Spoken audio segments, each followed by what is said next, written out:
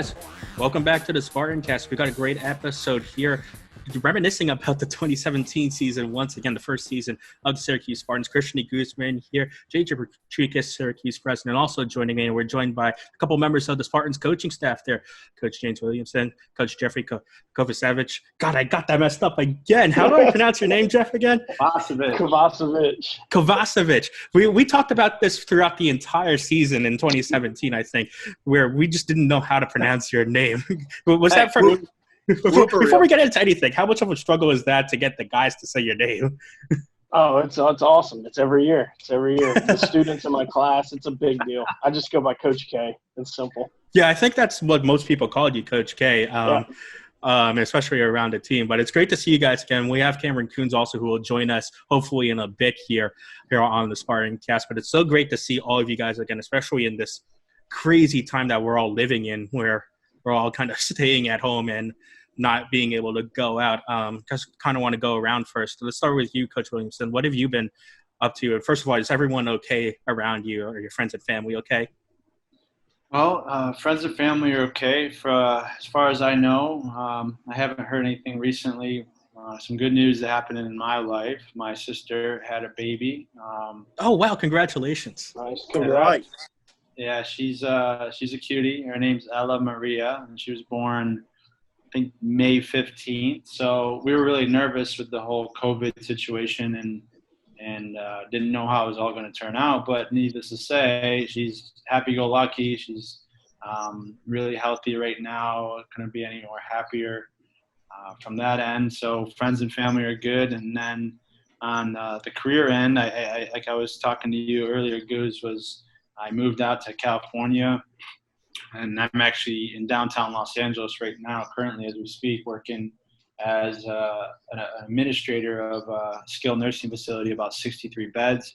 So I get to manage a really cool staff. It's a lot like a team, a lot like a baseball squad, and then get to care for the elderly and really put my best foot forward in terms of just providing service to other people.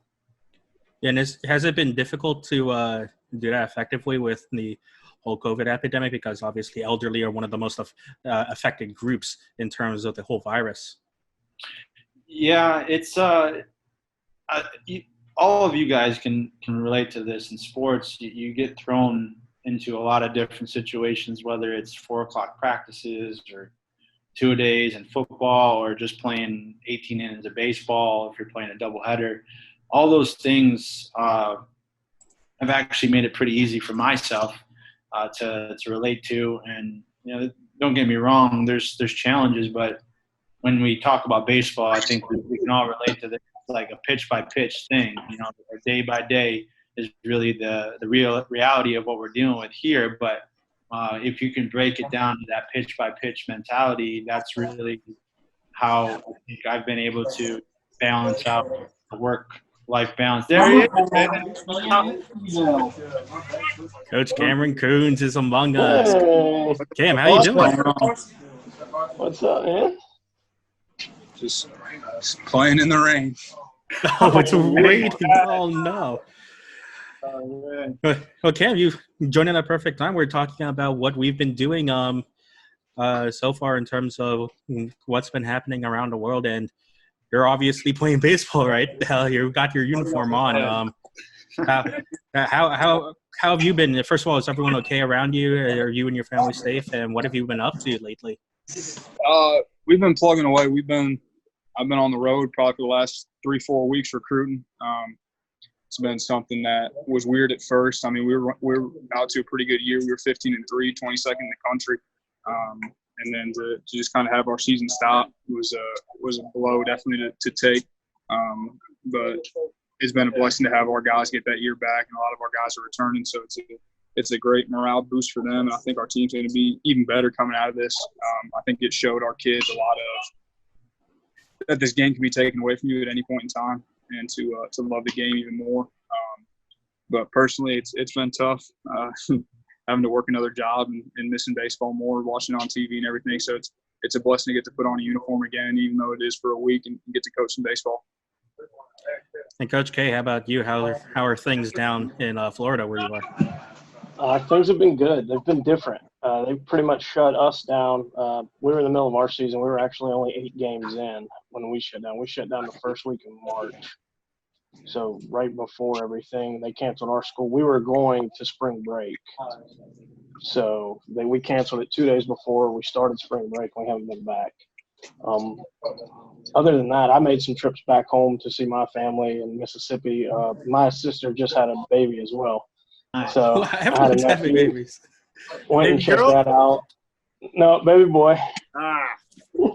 Sorry, no, I'm just kidding. Congrats. Baby boy, thank you. Yep. So I went and spent some time with family, and I'm back in Orlando now, kind of getting ready to see what's going to happen with us come school time. Because, like I said, we've been out. We were distance learning the whole time, and we're kind of up in the air on how we're going to continue. So. And JJ, how about you? How's your daughter been in this crazy time? My daughter is coming up on 5 months old. She is strong. She is starting to push herself around like she's crawling. She's rolling over like a fiend. She wore her first Spartan shirt the other day. She wore her first Mets shirt today. And she's just a little ball of love. And at the beginning of this, we were lucky and blessed to have her when we did. February 13th is her birthday, so it was about really a month before everything started shutting down up here and it getting crazy in New York. So we had a bunch of friends that I played college ball with, friends that I coached with, who had a baby on March 31st in New York City. And they walked me through what it was like. And the father had to wait out in the car until right before the delivery. Couldn't stay longer than, 20 minutes afterwards. And you have to walk through an emergency room with this, pandemic going on while you're trying to have a baby. I can only imagine. So felt blessed to have her when we did. Obviously took some serious precautions, at the beginning of this to make sure that we were keeping ourselves safe and keeping everybody feeling safe. And the Goose, I know that you know this, but, also run 3 Blink Fitness locations. So we've been shut down here for over 130 days. Obviously, the Spartans can't play. My youth baseball players are just really starting to get back into it. But it's been, for a guy like me who's usually running around like a million miles an hour and coordinating events and coordinating 9 teams at once and now my gyms and all this stuff, it's been kind of crazy to try and navigate. But I'm blessed for the extra time with my daughter and my family here, and we're just hoping that we can get some of these businesses open back again here pretty soon in New York. Yeah, we're all hoping that we return to some normalcy soon. But speaking of running around, I think all of us are kind of in that same situation back in 2017 when the Spartans all started off. And it was a unique situation where pretty much all of us were going into new roles for the first time in 2017 with a new club in an organization in a baseball league where there's so many set up teams already who are in the ground running in terms of summer collegiate baseball. And Coach Willie, I want to start with you. What were some of the first initial challenges that you first encountered when you got the head coaching gig for the Spartans in 2017? Really, it's hard to say it was a challenge. It was more of like an opportunity. It was a lot of fun. Okay. First off, JJ and I had known each other for a couple of years before that, and that year before I coached in the NYCBL as an assistant coach, and I really got a taste of that summer feel, which I never experienced other than just playing myself. But you got an understanding of the dynamic, and I think one thing summer baseball teaches you, it gets you the closest to perhaps what a major league season's like, the day-to-day grind, the day-to-day preparation. Sometimes we're playing 10 to 13 games in a row, no days off. So I had a really good appreciation of that. I think initially that in itself was the challenge, was to learn or to understand the learning curve moving forward through that. So when JJ gave me the call, I think maybe October, he's like, "Hey man, you're the first person I'll call. What do you think?" I was like, I spent the whole season doing it last year. I was a little tired actually. from the season before, and I was like, I don't know. But I looked at it as an opportunity to grow in my own professional career, and I said, yeah, you know what, I'll do it. So we had the opportunity to kind of recruit every single player, which was the best part about it, actually. And I spent a lot of time, and even up until Spatafor was I think one of the last persons that we brought on the team. We were recruiting all the way until a couple weeks into the season when we got Micah, and we had a couple things that fell through on some players that were injured, whether it was in the regular season for their college teams. But overall, I looked at it more of an opportunity. I said that, if we're going to do this, let's do it the right way. Let's try to find the right people. So that was the hardest part, actually, was just trying to find the right player for the vision that I had, that JJ had, and then, of course, what Jeff and Cam ended up adding to. That in itself is the hardest part, is actually to find the right person that would fit into that. And I thought that every single player that we picked, it was like, we handpicked every one of them for the right role. And we tried to be as transparent as possible with every player so that they understood, like, hey, you know what? You might be the second baseman we have. Are you okay with that? And some said no. And some, the ones that stayed were like, yeah, I'm okay with that, coach. So initially that was really an opportunity, and it wasn't a challenge at all. And Coach K, for you, you're used to doing with, again, high schoolers around you in a baseball environment. How kind of difficult was that to manage the many personalities that we had on that 2017 team? Yeah, there was definitely some personalities. It wasn't much different as far as personalities go. It was a great opportunity for me because I wanted to get into the next level of baseball, and that was the closest way that I could do it and still keep my position with working to develop high school kids, because I think that's like insanely important to be able to help them develop as not just baseball players but young men. But I also wanted to get a taste of college baseball as a coach, and it was awesome. I actually called Coach McConnell with the crush. Is how I found out about the Spartans, actually, because they had an opening, and he told me about JJ was starting the Spartans. And I couldn't think of a better opportunity to kind of go off of what James was saying, as that's kind of the perfect scenario for me personally, was to be part of something that was at that ground stage, just to see exactly how it's built from pretty much the ground up. And, man, it was a great experience.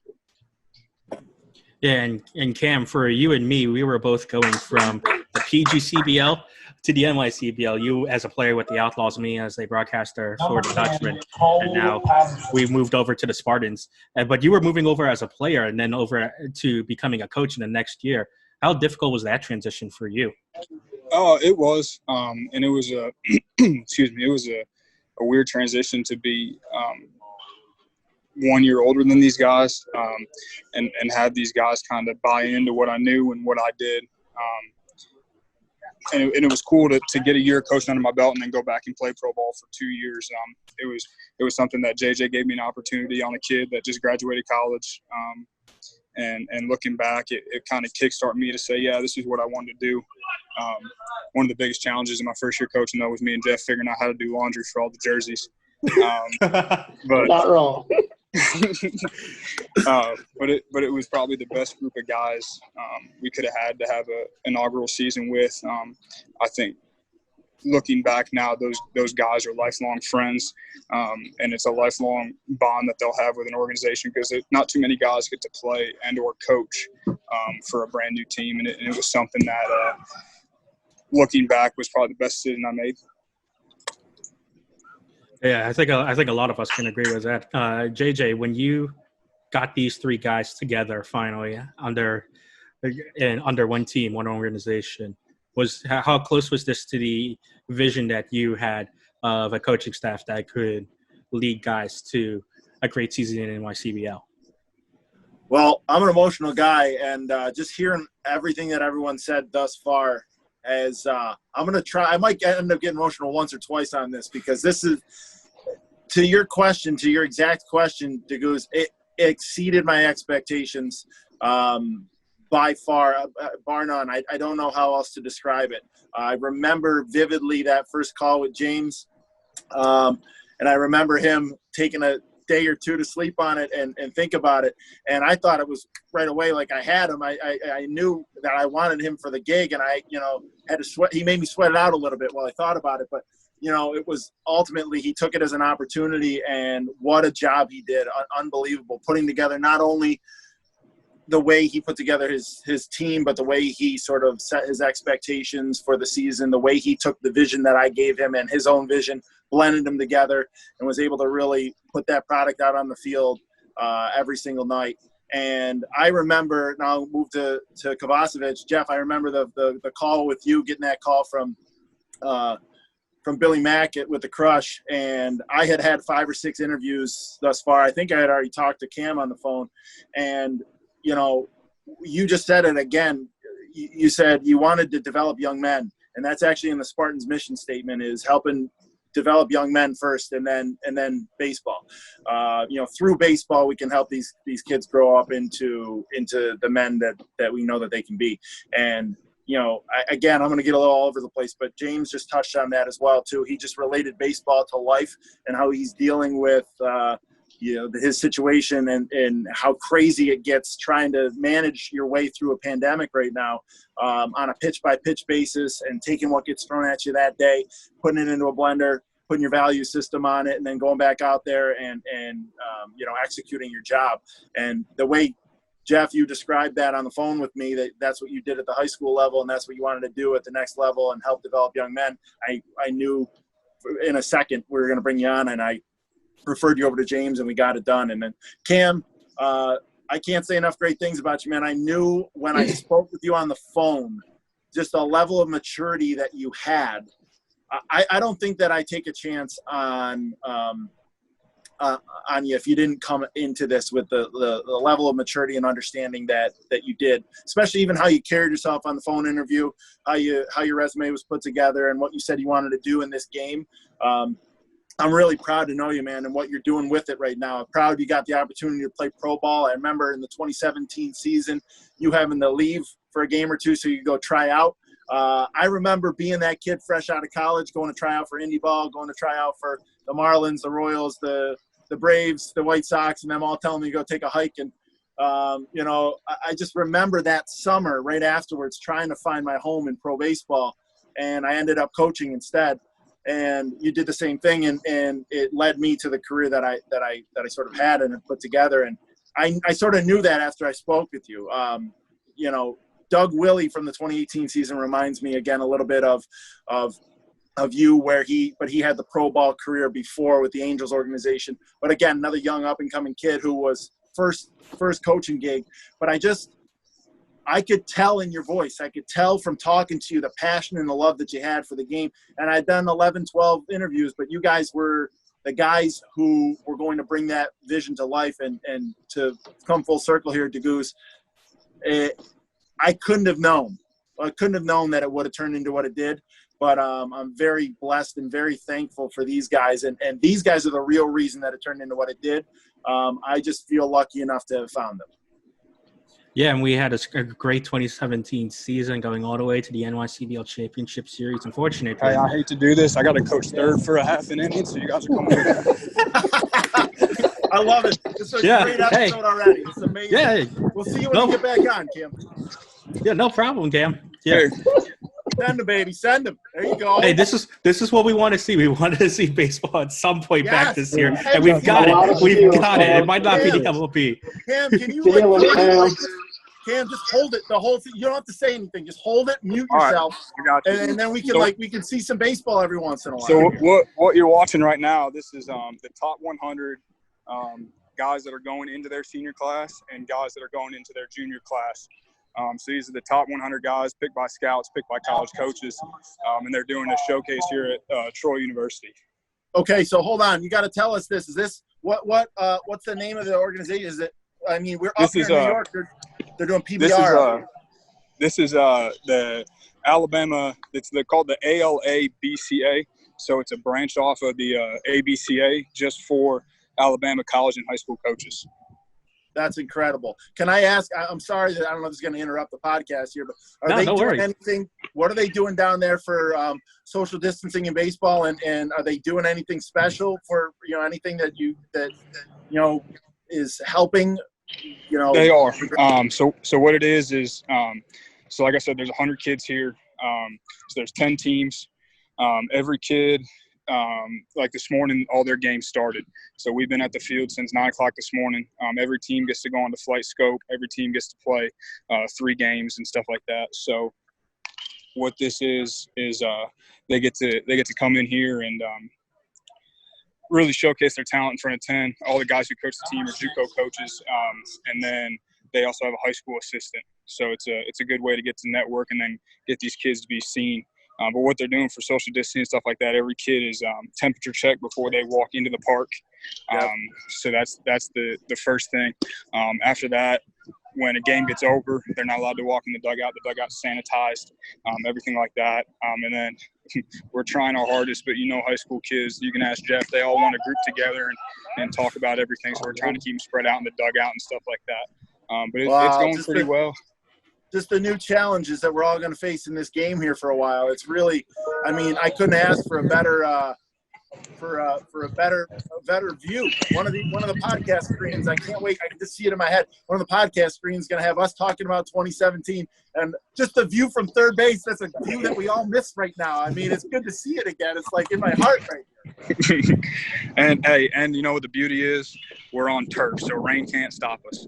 Yeah, that's a big thing. Well, okay, and we'll let you get to coaching third there, and a great opportunity for us to see all baseball. Thanks for giving us a little insight to that, Cam. Let's get back a little bit to what we were saying. Boy, it's so good to see baseball again. When we're all frothing at the mouth for just watching simulation games of Major League Baseball teams on TV, that's when we really all miss baseball. But back to what we were talking about, there's a lot of great memories from the 2017 season. Coach K, I want to throw the first loaded question to you. Out of all the moments and memories that you might have from that season, what's one of the things that you can pick out and say that was one of my favorite moments of 2017 with the Spartans? The Goose, that's tough. Mainly because it was probably the best baseball summer since I've been coaching. So to pick one moment from that's probably not fair to the whole summer, quite honestly. I remember our first meeting we had. It was raining. Our team meeting. We gave out stuff. We met. It was it was a recreation center. Oh, yeah. It was like our first practice. It was inside. I remember that. It was the first time kind of everybody got to get together. First time we met the boys. And like I said, I've coached for high school baseball for 8 years prior to that. And walking into that room, you could tell that you had 25 to 35 basically young men, that it was something special. Couldn't really tell what was special yet, but something was special. And then I guess everything kind of built off of that moment. So for me, that's probably the one moment that sticks out, because that was like the spark that I guess fueled that entire fire for the next 60, 70 days. Coach Willie, throwing the same question at you. I know it's tough to pick out of so many great moments of 2017, but what's that one moment that stands out to you that you'll remember for a long time? First thing that comes to mind is the day we beat Cortland on July, I think it was 4th of July, at Cortland's Field, and Chad just hit a moonshot. Oh, yeah. So, I think it might have hit or cleared that scoreboard out in left field. He actually – insane. We were at that point, I think we were on a, 6, 7, 8 game, 10 game road streak or something like that. We were playing a lot of games, and at that point we had no more pitching, and it became a dogfight to win the game because we couldn't get out of jams, and we got bases loaded and ground and double play, and one thing after the other, error, then we got out of a jam, and then just one thing after the other. But then it finally gave, I think it was maybe the 10th or 11th inning, and I think he had a pretty good day. I just had a feeling at that moment. I was like, all right, we need this here, and he just blasted it. And it was one of those like punches in the gut to the other team. You just knew like, all right, all we need to do is just go up a 0. We're out of this. We can get some rest, recharge. But that one was pretty good for me. And then ironically, one of the other games that really stuck out to me is when we got thrown out twice at third base in the NYCBL championship game. I just remember getting in the dugout. I'm like, what the hell? and I was like, okay, all right. It's done and over with. And like Shad's like, it was actually Shad too. He's just like, coach, I didn't see you, I didn't hear you. I'm like, all right, whatever. But there was a lot of fun moments. But those 2 moments actually to me stand out the most. Yeah, JJ, you probably have too many to count in your mind about your favorite 2017 moments. If you had to pick one. If you had to pick about it. I watched SpartanCast number 4 and reminisced with the guys. I talked to Willie the other day, and he said, he's like, he was actually one of the ones who encouraged me to get back with you so we could do SpartanCast 5 this episode. And we just talked, and we talked for days, and then we wouldn't get any work done. But I actually have been thinking about it, and to Jeff's point, just real quick to touch on it, I remember that moment like it was yesterday too, being at the CNY Family Sports Center, meeting the guys for the first time. You felt it in the air a little bit, something special. You didn't know what it was. Then we had a big speech where you drop the hammer on them and you make sure that they're going to do and execute the vision that we want to talk about. But the number one moment that I absolutely will never forget is Micah Riddick's home run. And I had a very unique perspective on Micah Riddick's home run in the Cortland Crush wild card game of the postseason, and that was another extra inning battle with the Cortland Crush. But we were down, right? Correct me if I'm wrong, guys. We were down 2-0. 3-2. No, we were down 2-0 going into the 9th inning. Down 2-0 going into the 9th inning, and we got a guy on, right? Obviously, that was the game tying home run. No, that was the go-ahead home run in the 10th inning. A 3-run? Yeah, that was it was the go. It was the go, and the go-ahead in the 10th. For those again who don't remember, it was a Shad double in the 9th. Shad double in the 9th to tie it. So Shad doubles on a little ground ball through the 5-6 hole, I think. Yes. So that was the go-ahead home run. Okay, so now we painted the picture. I'm sorry. It's the 10th. I'm biting my nails, and we are at OCC, and I'm at the top of the stairs, like ready to walk into the broadcast booth, but I'm just like pacing outside on the top of those stairs. And I remember, like it was yesterday, the sound of that crack of a bat is why we're all in baseball. It's the best sound in the world, and he destroys this ball, and it is a dead center 415, I think it's 405 dead center, but it probably went over by like 10 feet. And I was standing. I don't think that the ball went above me. Like I was above the home run for the whole entire time. It was just a low, like climbing line drive missile. And I think I was like looking at the top of it the whole entire time. And it was a no-doubter off the bat. And I was just going nuts up there. And I watched the boys celebrate at home plate and pictures being taken and videos being taken of that. And that's just sort of like when everything came together, and I was like, we're winning it all. I just, that crack of that bat will never escape me for the rest of my life. It was amazing, amazing moment. So I can't take that away from him. And shout out to Micah, and shout out to everyone who was a part of that moment. I don't think they'll ever forget that either. You talk about Micah. You talk about so many of the guys. We talked about Chris Shad, the Oshkosh guys, Westy, so many of those guys who came through, really brought something to that team that I think couldn't be replicated with many other teams around the league. When was it? Let's start with you, Coach Willie. When was it with this group of guys did you start to realize we have something special, and then we could go to farther lengths than probably many other people envisioned?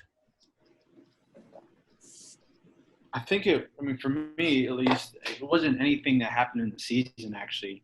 Not that I can recall. It was actually the conversations. I remember one particular conversation. I literally talked to Jack Paulson for about an hour on the phone. And here he's in Wisconsin. I talked to his coach before me. I told him, I go, Coach, look, I need a shortstop that is not going to just be an everyday guy that, you play in that position, but I need somebody that can kind of carry a leadership role. We all know that, right up the middle is an important piece to the team. You're looking for those kind of players, a catcher who can call the game, pitcher who can command the strike zone, shortstop that can command the infield, and then a center fielder who can patrol out there.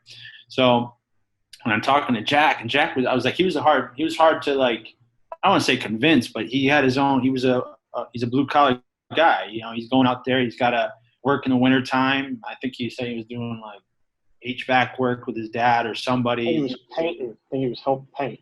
Yeah, he was doing work. He said, Coach, I don't know if I can afford this. I go, and JJ, we might have even like talked about different alternatives like sponsorships and just a way to get.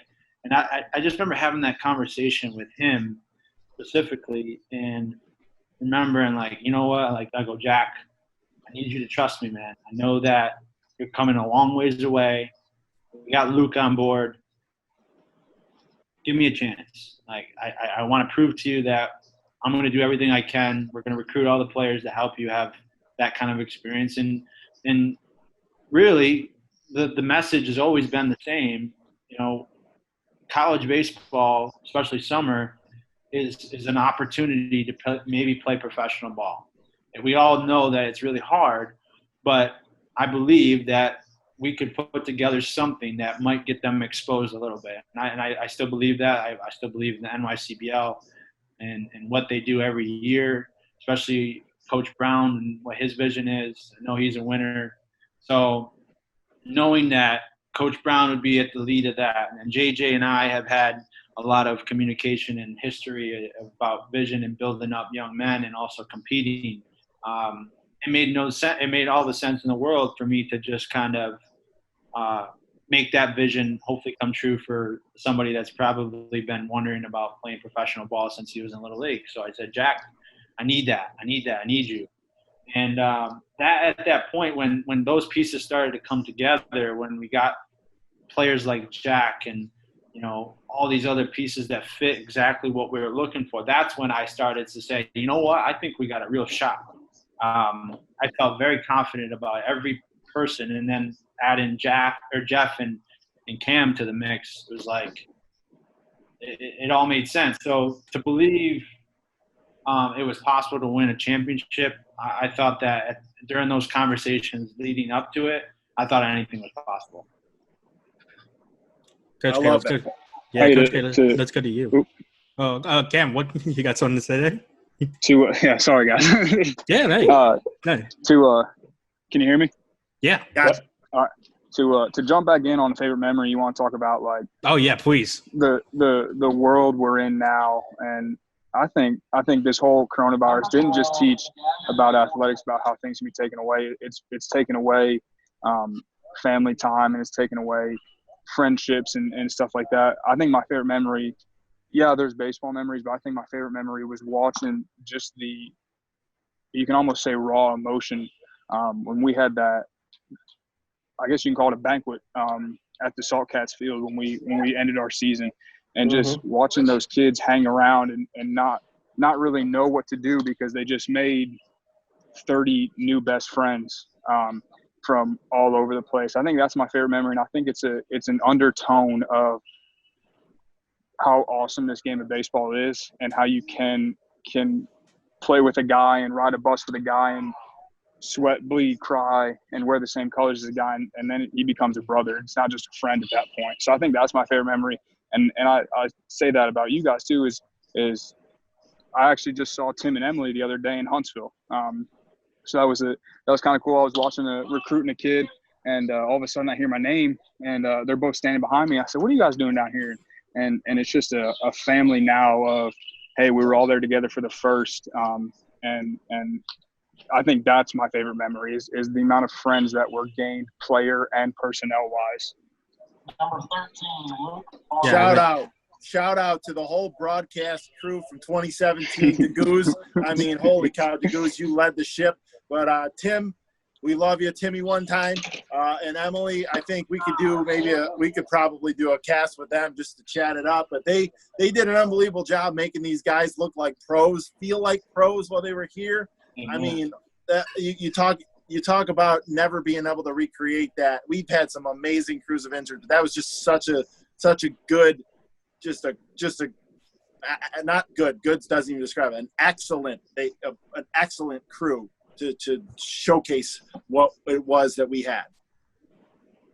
Yeah, and again, like we've all said, there was something special about that, about not just the team but the group that was in Syracuse that year. Coach K, I want to go to you on that.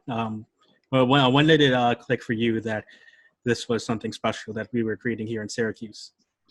Yeah, I thought we had a really good team. Probably about 6 or 7 games into it. We started off pretty slow. I think we started 0-4, if I'm correct. Yeah, we had some tough ones early. And I can remember it slowly changing from just playing a baseball game and losing to the boys truly started caring about losing, to where it bothered them. It wasn't just, oh, well, we get to play again tomorrow. And they started coming to the park a little different. There was a little bit different energy. And it just kind of started to click from there because, again, about game 5 or 6, we ended up winning like 14 or 15 in a row. And they started to believe in each other. And honestly, I think a lot of that comes from what happened off the field. And they all became super close off the field during that time. Everybody was still trying to learn everybody the first week of the season. Nobody knew nothing. Everything was new. But once everybody got comfortable, that energy kind of started feeding more positive energy, and it kind of just took off from there. Yeah, Coach Cam, for you, it's such an interesting dynamic to go from, again, coaching, from playing to coaching. But Cam, it's interesting to get a different perspective on summer baseball from that side, where after playing. Did you find a moment personally for yourself where you realized, hey, this team is something special? I did. I think it was kind of when we got through that first week and everybody's kind of learning each other. And I'm pretty sure, I think it was in Cortland, and someone got hit or someone said something to the extent of it fired some of our guys up. And I'm pretty sure that by the time that game was over, yes, in the rain, because we got beat, they stole. We were losing by 9, and they stole third. I remember. And unwritten rules of baseball. That's what we love to see. Oh, here it is. What the heck? And there was a collective from all 30 guys of that's never going to happen again. And I think that was the day that kind of everybody bought in. And that's the hardest thing from playing summer ball and then coaching summer ball is you get these kids that are on their own agenda and they're there for themselves. And if you can have 30 kids buy in, I think it's something special. And I think that's when we knew something was special, because then you also had kids that in BP weren't scattered by themselves. We had to separate guys because they were all in groups wanting to talk about stuff. And that's where the friend group really grew. And I mean, you can see it now. I still talk to some of the guys and see stuff on Instagram with some of them, and they're commenting on each other's stuff and reaching out and everything like that. And I think that group of guys with Richie, Trolley, Jack, like those guys made that core group of guys branch out and bring everybody in. Yeah, it got really tight with that entire group, and I think we all kind of saw that as the season progressed. One of the big things that not just through that season, but throughout the entire Spartans history, that I think has been a key aspect of the Spartans is how much Spartans help out in the community and help out with charitable efforts. And JJ, you're wearing the Strikeout ALS shirt, and I know even though there's no NYCBL season happening, this is so important to the NYCBL and the Spartans in general to help strike out ALS. Could you just talk a little bit more about what the organization and the league is doing even without baseball? Yes, I absolutely will. But I wanted to respond because those guys were talking about Cam. Yeah, go ahead. You put it so eloquently there. We've all played our fair share of summer baseball, and I actually played in 3 different summer collegiate leagues. I played in North Carolina, in the Southern Collegiate League. I played in the Coastal Plains League, and I played in the New England Collegiate League. I actually played in the NYCBL as well, too. So I played for the Hornell Dodgers. And creating that vibe and that experience, Cam, that you just described was, hey, I played in 4 different leagues. I was 1 for 4. I had it in the Southern Collegiate Baseball League. Nothing against the Dodgers. I love the Dodgers, and I actually had the same coach up there. Just a different mix of guys, and I love those guys. I love the management over there, and I love the Dodgers. But we just had such a special time the first time. My freshman season, we played in the Southern Collegiate League in Morganton, North Carolina, and really had that. We still, like you said, we're still talking to each other on Instagram or Facebook, and now we're all having kids, and we're talking about each other's kids and all this. It's kind of crazy to know that you've, like you said, beginning and end, right? The conversation at the end when we're leaving OCC, the conversations at the beginning, and when you start to see these guys come together, they've made friends for life. They traded shirts. They're wearing each other's school shirts. They're wearing each other's school shorts.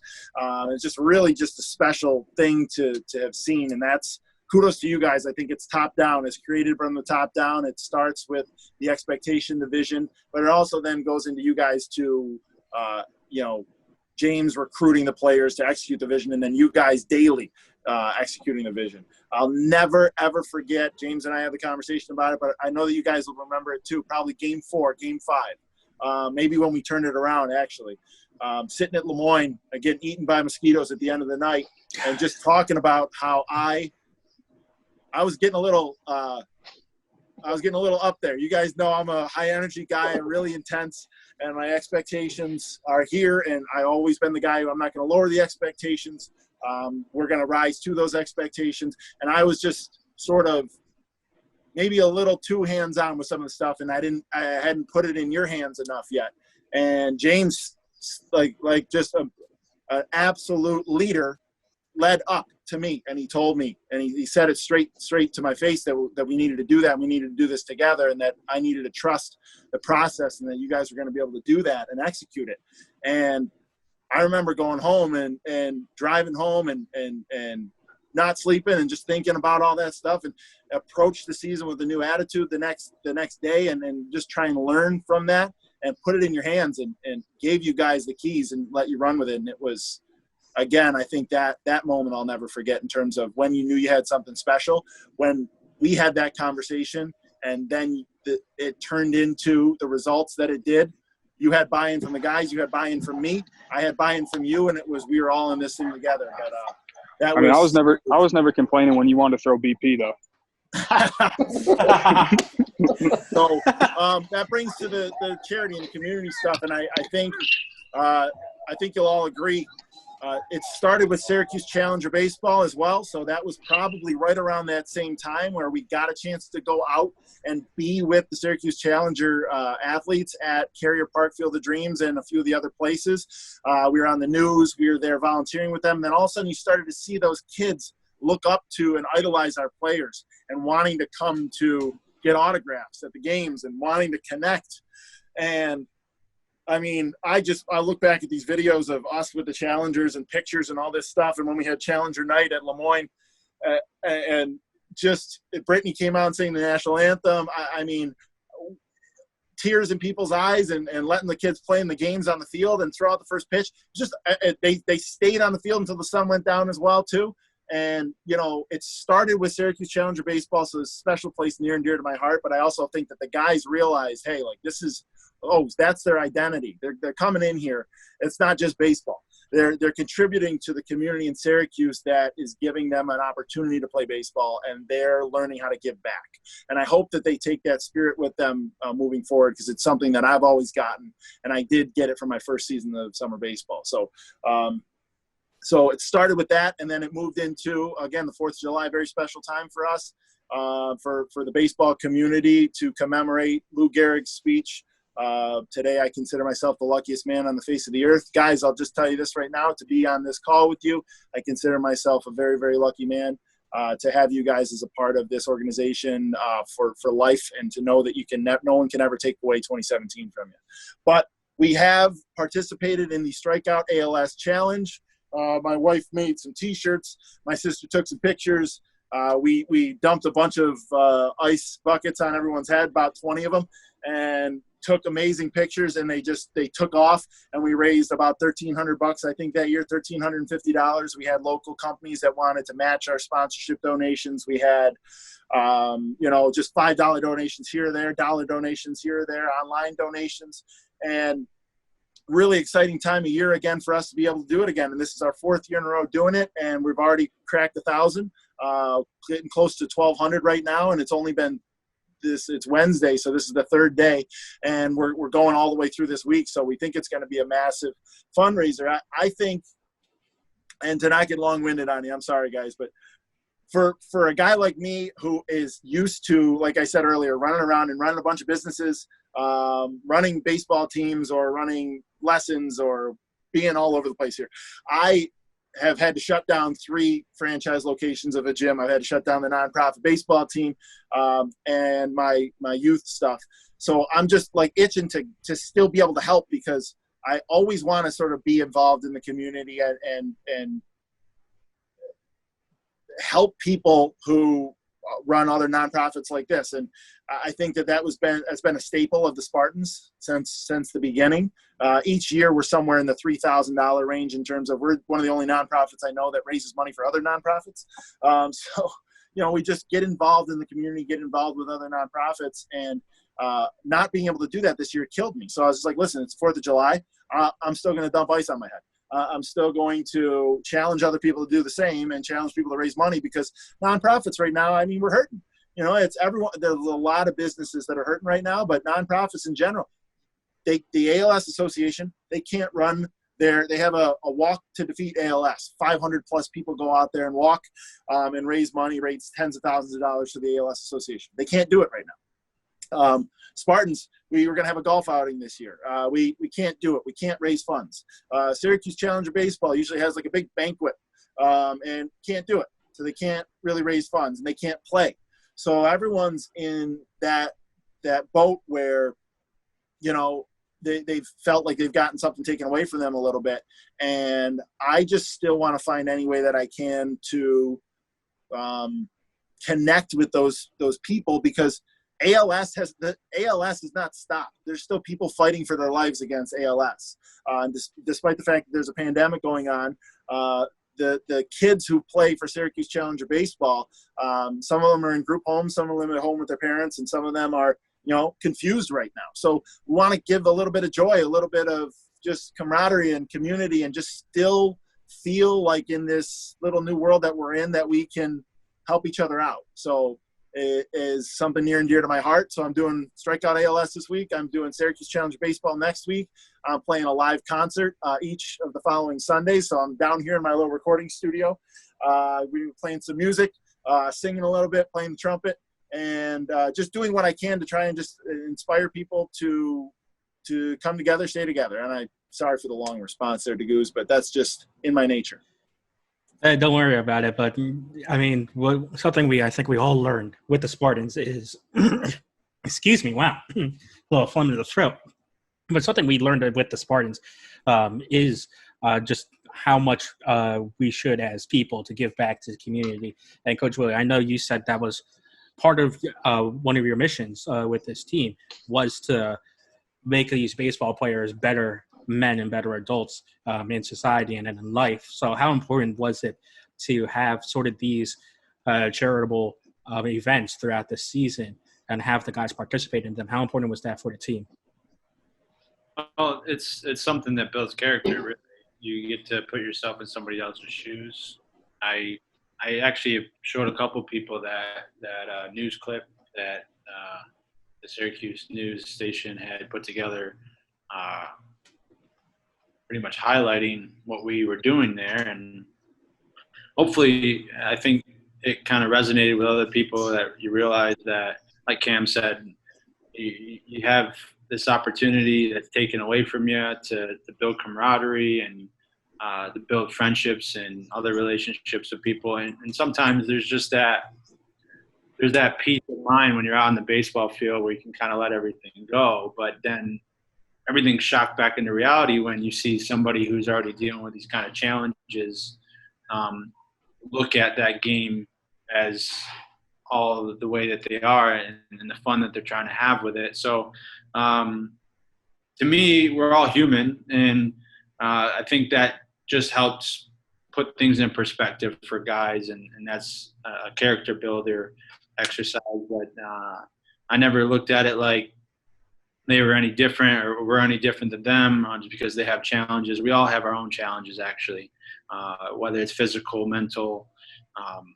Those kind of things are just healthy for everybody to be a part of. So if we're able to facilitate that and be a vehicle of that understanding, that's, JJ's always been that, and that's probably a part of his mother's vision when she's been a teacher her whole life. And so I think all of us, Jeff's a teacher, and then Cam is a coach, which is a teacher in the sense of the word.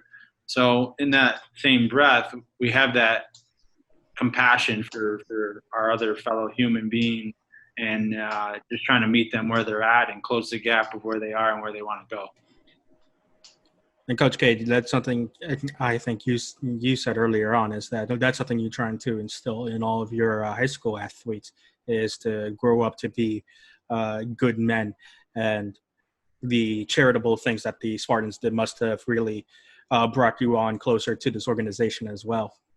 Yeah, for sure. Since then, I was where I am in Orlando 2 years prior to that. And since then, I take my high school guys and we reach out to – there's a couple organizations here in Orlando that we go to and either serve dinner for special needs types or we've been to a couple food banks. We're working with the Special Olympics now. Unfortunately, COVID kind of messed some of that up, but we're going to get involved. Our high school is going to get involved with the Special Olympics, have them at our field, and kind of have a challenger night similar to how we did it in Syracuse. And that's all stems from that. I tried to take as much of that as I could back because that was an awesome experience, quite honestly. And I know that the boys enjoyed it the whole time. Yeah, I think the guys really – I think with all college, summer college athletes, they're kind of hesitant to do the charitable and extracurricular activities that don't include baseball. But once you saw how close not only you interacted with the Challenger baseball guys, the ALS organization, people from Griffin's Guardians as well, I think everyone kind of started to realize how much more important that was than just being on a baseball field and just playing baseball in the summer. And I think a lot of people got a lot from that. We'll start to wrap things up here on the SpartanCast. Christian Guzman here with JJ Potrikus, James Williamson, Jeffrey Kovacevich, and Cameron Coons, who's watching some baseball down in Alabama. But Cam, I want to come to you because I think that might be something that, as a young guy, I'm not sure if you have much experience with stuff like that, and you're only a year older than some of those guys. So how did interacting with some of the organizations in Syracuse affect you as an adult? It was more impactful than what people know and what people think. One of the guys I grew up with and my dad coached against, and he ended up being my high school coach. He actually passed away from ALS, and he was probably, if I could say it, my second dad. He was the guy that when I had a bad game was there putting his arm around me, making sure everything was okay. So that's something that to this day I will always be thankful for, that I got to take part of that and do everything I can to help, one, preserve his memory, and two, have people raise awareness for what ALS is, because it's absolutely the most terrible disease that anybody can have. But for me now, being a coach, we do more community service than we do baseball. It's something to get our values of our program where I'm at is others before self. And I think that's what kind of takes it onto the field as well. So if the more community stuff we can get and do, because there's always going to be someone that wishes they were in your shoes, or there's always going to be someone that wishes they had what you had. So if we can kind of get our kids to see the impact that they have. I mean, so many kids wish that they could put on a baseball jersey and a pair of cleats and play a game. And that's what we tell these kids, is that no matter if you want it or you don't want it, you have it. People idolize you. People look up to you. People want to be you. And I think that I know when I was 17, 18, I didn't really realize that until I got older in my playing days, and I saw little kids just wanted to idolize you. And that's true for people in the community too. I know that when we were in Syracuse, there were people, me and Jeff would walk into restaurants and they would know who we were. And we were two coaches, and that to me was awesome because of our community involvement. And what it did was it got our kids to be personable to the people in the community, and I think had relationships with fans as well as other people in the community. And Kevin, if we could stick with you just to slowly wrap things up here. A really tough question here. You had a lot of great memories in Syracuse. You probably learned a lot of things, not only about yourself, but the game of baseball and game of life as well. But what's something that you learned about yourself, or just baseball, or just anything in general that you've taken with you from that time in Syracuse and you'll take with you for the rest of your life? That it's okay to not be where you want to be at that point in time in life. That, yeah, I was just out of college and wanted to play pro ball as soon as I got out. But I think God has a purpose for everything we do, and I think that I was meant to go to Syracuse because I met JJ, Coach Williamson, and Coach Kovacevich, two guys who will be friends of mine, and I can pick up the phone and call them no matter what time of day or whatever I need. I think that was my biggest lesson. It was a speed bump, not a roadblock, but it was a speed bump that I had to slow down and be thankful for where my feet were and stop looking forward in life. And I take that into kind of everything I do now of, hey, I need to be great where my feet are. I can't get ahead of where I am right now, because if I get ahead of where I'm at, I don't enjoy life where I'm at. And Coach K, same question to you. Like, what kind of have you taken from your time in Syracuse, maybe instilled in your life or instilled in your team back in Florida, that you'll take with you? Probably to never stop learning. Learn from everyone you're around. You can always learn something from everyone, no matter how small it is. Like I said, that summer meant more to me than I tell most people, just because of the memories and the friends and everything, and the whole way that everything kind of unfolded that whole summer was such an experience for me that I kind of went into it in my coaching career halfway arrogant, and the thought that I knew more than I did. And stepping back from it, it showed me a lot to just learn from every human being that you're around, no matter how old they are, no matter, what they do, what they come from. You can always learn something from someone.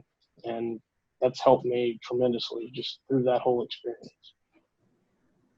Yeah, Coach Willie, how about you? Same question. What have you taken from that time in Syracuse and have instilled in your life? Oh, I think we're all capable of making decisions. I think that's the one simple thing that we took away from that. Honestly, there was times that Jeff had more experience than I did, and Cam had more knowledge about hitting. And although quote unquote in different roles, I felt that it was really important, like Jeff said, to just be willing to learn. And I thought that there was a level of confidence that I developed in my own self, just having been around them, having that bouncing of ideas back and forth, just trying to figure out the best plan, best decision. I think I see that a lot right now in my own life, especially just jumping in. One of the things that kind of happened recently in my life is that when the COVID broke out, I was at a building in, about 50, 60 miles away from Los Angeles. And in our corporate, they kind of got this idea that I'm a calm, cool, collected person, which I laugh about because I know my personality and how I've been as a player. But it was kind of that presence that I learned while being the head coach and being around those guys, Cam and Jeff, and especially the players, just kind of learning to allow things to develop, to take it one pitch at a time, as we say. But I got put into a building that was all dedicated COVID. They asked us, like, hey, are you willing to do it? And I thought about it, and I was like, yeah, you know what? Let's do it. Let's go provide some service. Let's go provide some help. Let's go be willing to learn and adapt and find a way to just make it happen. And I can tell you, I was a little nervous coming down, driving down there. But 2 months removed, I dove into it the same way that I dove into the season. I wanted to put my best foot forward, be willing to learn, but also, like Cam said, be where my feet are. And I just made sure that was my mindset. So really, haven't gone through that season, haven't gone through this last recent experience. I felt a level of confidence that in myself that, hey, you know what? It's okay to make the wrong decision and put the wrong pitcher in. It's okay to make the right decision and send the guy home on a ball that's hit short left field. And it's all okay to just kind of not know what you're doing, but try your best in the situation that you're in, and just trust your gut that, you know, you're making the best decision for yourself and for the people that you're leading. So I think a lot of those things, they continue to show itself in my life right now. And I'm really, really fortunate that I was put in that position to work with these guys and to work with those players and to get to know all you guys. And JJ, let's end it with you. There's probably a lot of things that you took from that 2017 season and put back into not only the Spartans, but in your own personal life as well. It was a roller coaster of a season, I think, for all of us. But what's one thing that you took from that season that you've put back into your life? Listen, I took so much from just this podcast. Like, you guys are so profound in your words and in yourselves as humans. And I'm just proud to know all three of you, and you too, Guz, man. You're going to do Guz, you're going to be the voice of an organization, and you're going to do amazing things in this world, and all the rest of these guys on this call are. So, you know, Cam, I'm just trying to go, if I'm going to go full circle, and if I have the opportunity to talk to each one of you right now, because I know if you watch this podcast and you're not emotionally connected to the people who are talking in here, you don't have a pulse. But I know if nobody else watches this and just the 2017 guys do, they're gonna love hearing all of this. So if I get a chance to talk and go full circle here, Cam, I just learned what you were just talking about, being where your feet are, and where my feet are right now is I'm in the Strikeout ALS Challenge, and I'm going to challenge you to tell your ALS story. And that was an unbelievable story. I think if you spoke for 1 minute about it and you put something out there on Instagram right now, you would connect to people in your area. And I challenge you to do that before Sunday. And I think that we can do this from afar. And you have some ball players there right in front of you, and you have a chance to get that message out there, because ALS is just a nasty, nasty disease that people are fighting their lives against. And a lot of people don't understand it. So it's just raising awareness for it. And if that's all that we do, whether it's a dollar amount or just awareness, I think you have a voice to do that. I think that you have a voice that is mature beyond your years still right now, the way that you're talking. Guys, just so you get an understanding, the way that Cam's talking to me right now and the talking on here is kind of how he talked as a 22-year-old kid. He knew the game. He knew himself a little bit, and he sort of could speak about it eloquently. And whether he had a disagreement with me on a hitting philosophy or whatnot, I was able to look him in the eyes and know how passionate he was about what he was talking about. And people just listened to him and gravitated to him. So that's why you're able to be 1 year older than them, and them all listen to you. So I just want to give you hats off to you, man. I'm so proud of what you're doing in your career.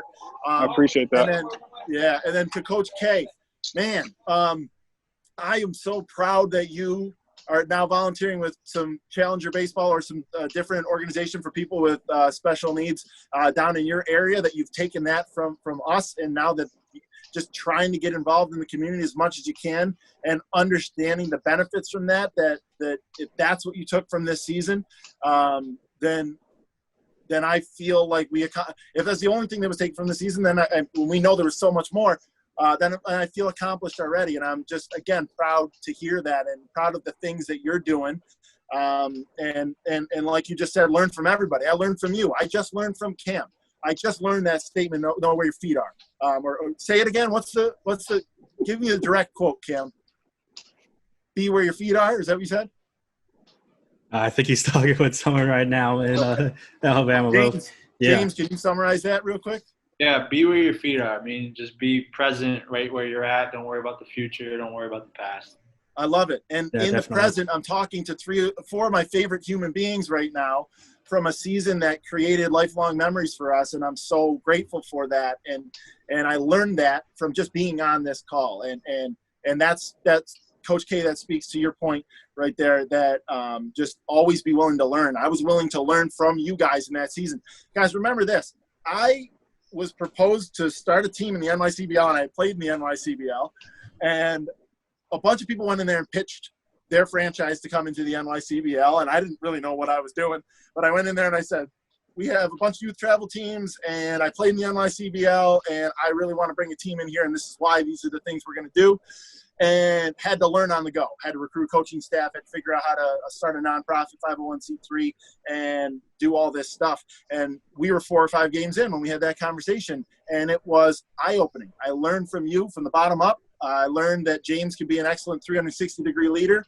And to bring it full circle, James, that's why you're going to be successful at everything that you do. That's why you could plug and play and put you in a hospital administration position 3,000 miles away from where you were born. And you will execute the mission and vision and then put your own leadership spin on it. You are an excellent leader, and I've always looked up to you for that. Despite the fact that I'm a little bit older than you, I've looked up to you for that. I think we learned that, and I'm going to bring it to Bill McConnell. I think we learned some of that from Bill McConnell. I'm so thrilled and proud to know him as well. He's the president of the NYCBL. He was the first one who asked me to sort of get involved. And I got involved right before our commissioner, Joe Brown, got involved. We were actually at the same meeting, and he looked at me across the table. He was like, what are you doing here? And Bill McConnell had sort of brought both of us in to say, I think he knew the kind of leaders and the men that we were, and that we wanted to bring that vision to life. But I think that's a lot of his orchestrating and doing as well, too, because he's just an excellent leader in and of himself. So he jumped in, actually, by the way, guys, just to let you know, he jumped in and donated from the Crush, donated $500 to our ALS Ice Bucket Challenge, and did his own Ice Bucket Challenge today. Nice. But James and I, back to our first meeting here, were with the CNY Thunder, an organization in Central New York that Bill McConnell was a coach for, and we were developing 16 and 17-year-old pitchers. We saw each other once a week for about 7-8 weeks. We were contracted to come in and sort of be a pitching coach. But every time we were around each other, we sort of wanted to you could tell we had these bigger visions in place of where we wanted to go. I think we also have a company that we're going to start down the road that Arbor Bats, baby. We had bigger dreams and a vision together, but also, I knew what a leader he was, and I knew that he was the guy for the position. And when I got approved from the NYCBL to join, he's my first call. Like I said, made me sweat it out a little bit, but he did an unbelievable job. So what I'll take away from the season is these relationships. We're in the relationship business. These are relationships that I value so much. I value all of you guys. I am proud of the things you're accomplishing. And I am just so grateful that 2017 happened the way it did, because it was I go back and forth. Was it like a happy accident? Was it a fluke, or was it by design? And I think it was by design. I think we went in there and said, this is what we're going to execute. This is what we're going to do. And we're going to get the people in place to do it. But at the same time, everything had to come together. So, guys, I value you so much as humans. And I'll cherish watching this podcast video for years and years to come, because I'm just really thankful for all of you and that we all experience the same thing together. Thank you for giving us the opportunity. It was a special year in 2017. I think we all came out of it better people and took a lot of great memories from a great baseball team. All of us, whether it was working on the field or behind the scenes, I think was a special year in all of our lives. Boys, I'm going to send you caps. We got Spartan all black caps this year, all right, and all reds. I'm going to text you, get your hat sizes. I'm going to send them your way. We actually just sent these caps out to the players that would have been Spartans, and the hashtag is still a Spartan 2020. So they're going to take pictures with their caps on, post them on their social, and let us know that they're still a Spartan in 2020, despite the fact that they couldn't play. So I'm going to send you guys some caps. I'll get your new era cap size, and we'll send you some fresh swag. So, all right. Awesome. Thank you. Look out for that on social media to everyone watching. Thank you all so much for joining us here on the SpartanCast. Thank you to everyone joining me here in this recording session. That's James Williamson, Jeffrey Kovacevich, Cameron Coons, and, of course, JJ Potrikus. And it's been a pleasure to catch up with all of you in this difficult time in society. Well, DeGoose, like I said before, man, it's a pleasure to have you. And have your professionalism to be able to put this all together for us. Couldn't do it without you. And, I hope everybody else feels the same. I'm sure they do. All right. Thank you all so much for watching. Thanks, boys.